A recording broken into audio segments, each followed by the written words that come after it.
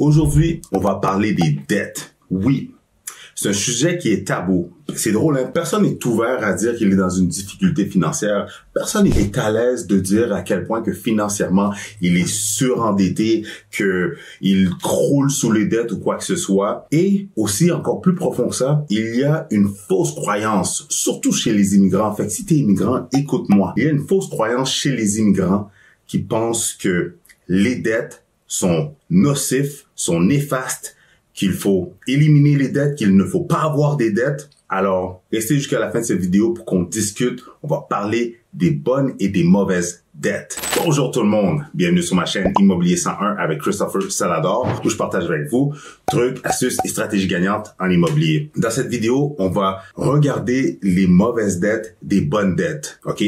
Parce que juste pour vous donner une idée, j'avais des clients que par rapport à leur maison, ils avaient la possibilité de faire un effet de levier. Monsieur veut faire de l'investissement immobilier, madame veut pas toucher aux dettes, elle veut pas toucher à la dette de la maison. Et ça peut ralentir leur croissance vers l'investissement immobilier, vers s'enrichir à travers les dettes. Mais juste avant d'aller plus loin, si vous désirez vendre, acheter ou investir en immobilier, allez dans la description dans le bas de cette vidéo. Vous allez pouvoir cliquer sur un lien pour réserver une consultation gratuite et sans obligation avec moi, où est-ce que je vais pouvoir répondre à toutes vos questions. On va regarder votre situation et en plus, on va voir comment on peut élaborer un plan d'action pour vous permettre de vendre, acheter ou investir en immobilier. Alors sans plus tarder, rentrons dans le vif du sujet dans un instant.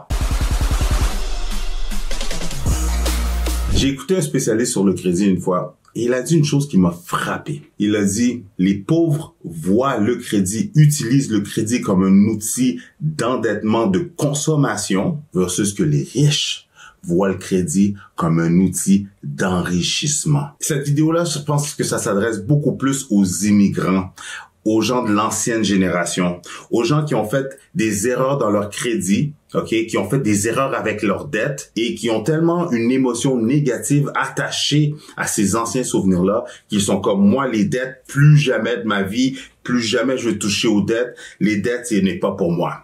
Puis si on parle des musulmans, oui, je comprends que dans la religion musulmane, les dettes sont interdites. Je pense que les intérêts sur les dettes sont interdits. Something like that. Je suis pas musulman, là. C'est juste pour ouvrir la parenthèse puis la fermer. Mais qu'est-ce qu'il faut comprendre, c'est que ici, au Canada, au Québec, en Amérique, les dettes font rouler l'économie. C'est sûr que faut faire la distinction entre le crédit, les dettes de consommation et les dettes d'enrichissement ou les dettes qu'on peut utiliser pour s'enrichir. Parce que les dettes de consommation, c'est vraiment simple. Avoir des dettes de carte de crédit, marge de crédit, s'embarquer dans des financements avec du haut taux d'intérêt qu'on n'a pas les moyens de rembourser, d'aller acheter des choses qui ne prennent pas de la valeur, ça, c'est non. Et c'est là que la majorité des gens se font prendre parce qu'on est dans une société de surconsommation. Toute la publicité qu'on voit en ligne, hors ligne, partout où est-ce qu'on conduit, il y a des statistiques qui disent qu'on dans une journée, on voit pour des milliers de publicités partout. On ouvre le journal, on ouvre notre téléphone, on va sur un site web,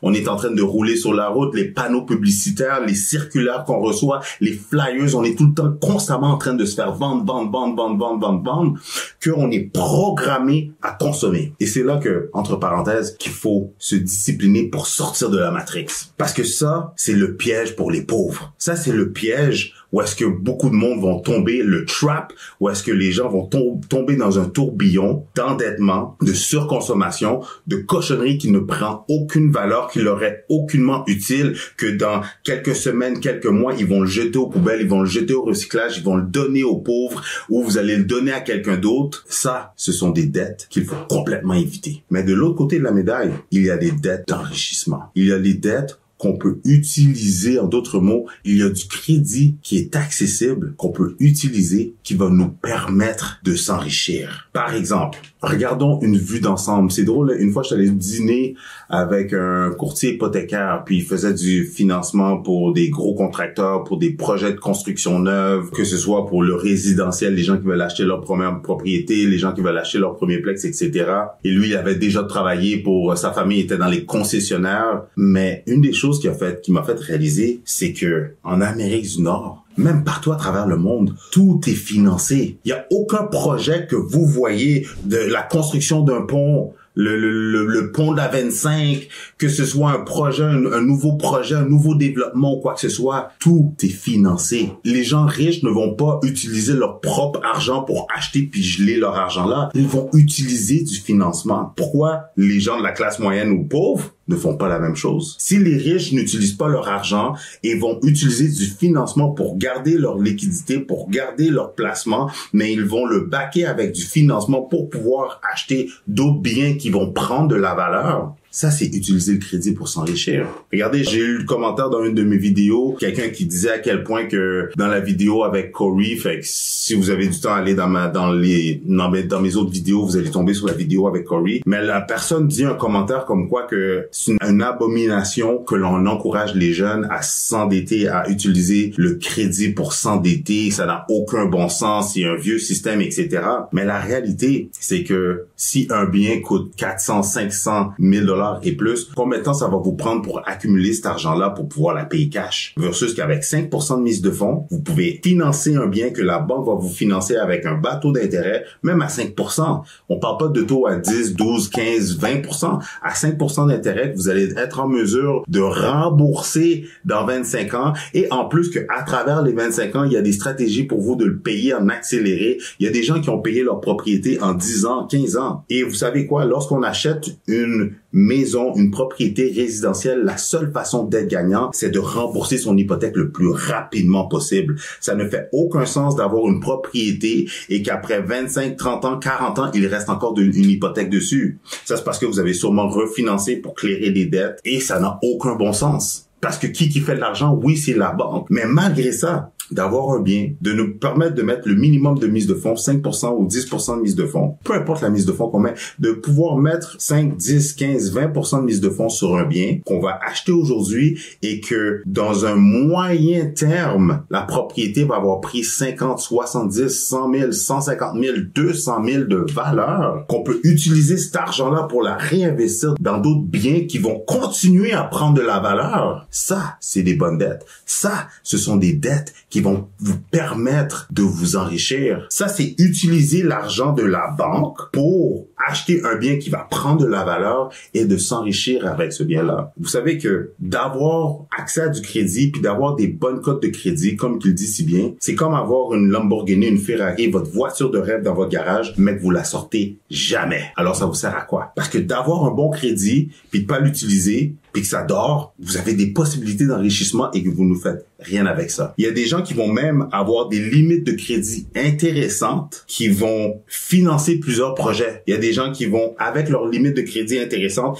ils vont acheter des biens import-export, financer tout sur la carte de crédit, sur leur crédit, faire transporter le bien ici, revendre les produits, reprendre le profit brut, rembourser la carte et il leur reste un net dans leur poche et ils n'ont pas sorti une scène de leur poche. Un bon exemple, quelqu'un qui pourrait avoir entre 50, 60 000 en limite de crédit minimum, ok, ou même jusqu'à 80 000, 100 000, ben, aurait assez d'argent pour, admettons par exemple, la personne elle a juste le 5% pour acheter une propriété, ok. Fait avec son 5%, elle achète la propriété. Avec ses limites de crédit, elle paye pour les frais de clôture, elle finance tous les travaux, elle paye pour la main-d'œuvre à travers son crédit. Fait que oui, elle va maximiser ses cartes, elle va financer tout ça, elle va remettre la propriété sur le marché, revendre la propriété en l'espace de 4 à 6 semaines, parce que j'ai fait une vidéo sur combien de temps ça prend pour acheter une propriété. Entre 4, 6, 8 semaines gros maximum, la propriété est vendue. La propriété est vendue, elle a fait un profit, elle rembourse toutes ses cartes et boum, il lui reste un profit net.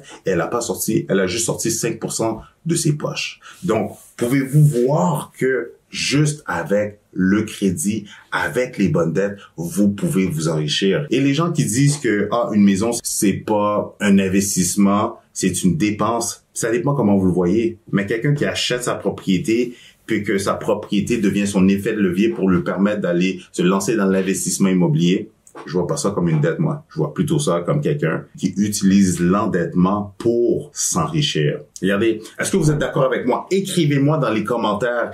Est-ce que les dettes sont mauvaises et qu'on ne devrait pas les utiliser, mais qu'avec la bonne maturité financière, avec la bonne discipline financière, puis les bonnes stratégies, on peut utiliser le crédit, l'endettement pour s'enrichir, atteindre l'indépendance financière et devenir riche à travers le crédit. Est-ce que c'est possible? Écrivez-moi dans les commentaires. Si vous aimez ce genre de vidéo, écrasez le bouton j'aime, inscrivez-vous à ma chaîne si c'est pas déjà fait et je vous suggère une de ces 2 vidéos-là pour avoir plus de stratégies gagnantes en immobilier.